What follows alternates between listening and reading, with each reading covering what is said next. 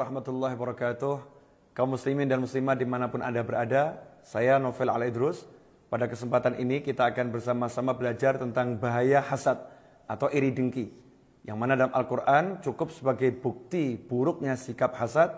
Allah mewahyukan wa min syarri hasidin idza hasad, dan dari keburukan orang yang iri dan dengki ketika ia iri dan dengki.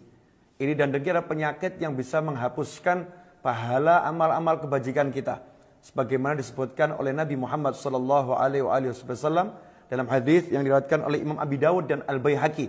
Rasul bersabda, "Iyakum wal hasad." Hati-hati kalian jangan sampai bersikap hasad, punya sifat hasad. Fa inal hasada ya'kulul hasanat, karena sesungguhnya sifat hasad itu akan memakan kebaikan-kebaikan, menghapuskan kebaikan-kebaikan, kama ta'kulun narul hatab, sebagaimana api memakan kayu. Kita ketahui kayu begitu kena api akan cepat dibakar, habis. Begitu pula kebaikan-kebaikan seseorang ketika dia bersikap hasad, iri dan dengki kepada nikmat yang Allah berikan kepada saudaranya.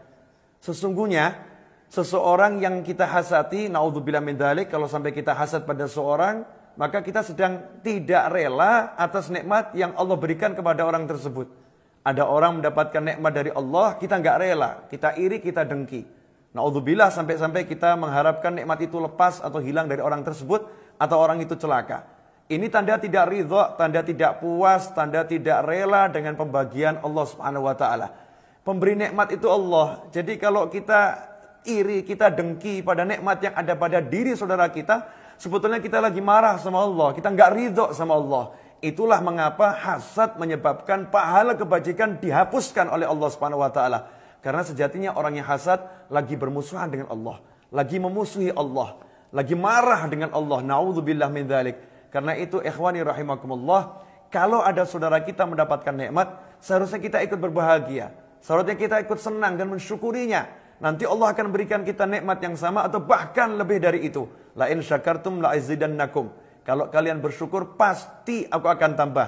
Syukur atas nikmat yang ada pada diri kita, dan syukur atas nikmat yang Allah berikan kepada orang lain, itu bagian daripada syukur. Ikhwani rahimakumullah, kaum muslimin dan muslimat dimanapun Anda berada, suatu ketika Nabi Musa alaihissalam melihat ada seorang hamba yang bergelantungan di arsy, sebagaimana disebutkan dalam hadis yang diriwayatkan oleh Ibn Abi Syaibah. Nabi Musa melihat seseorang bergantungan di arsy. Beliau pun heran, kok ada manusia bergelantungan di arsy-Nya Allah Subhanahu wa taala. Maka Nabi Musa bertanya, siapakah orang tersebut wahai Allah?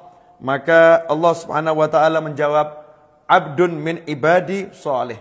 Dia salah seorang hambaku yang soleh. Maka saat itu Nabi Musa nanya, siapa namanya?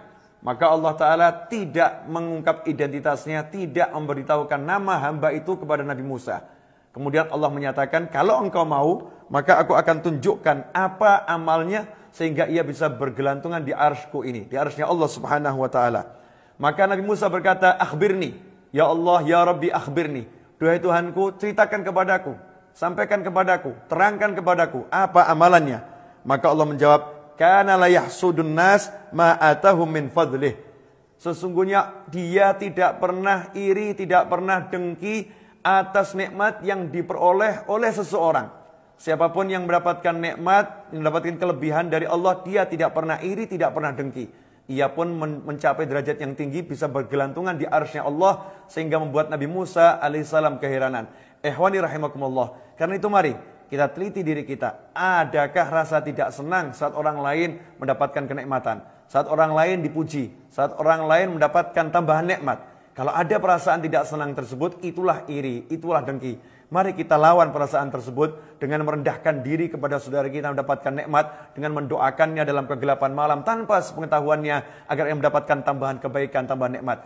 Semoga Allah menjauhkan kita dari sifat hasad dan melindungi kita dari keburukannya. Begitu pula untuk saudara, orang tua dan anak cucu kita sampai kapanpun juga.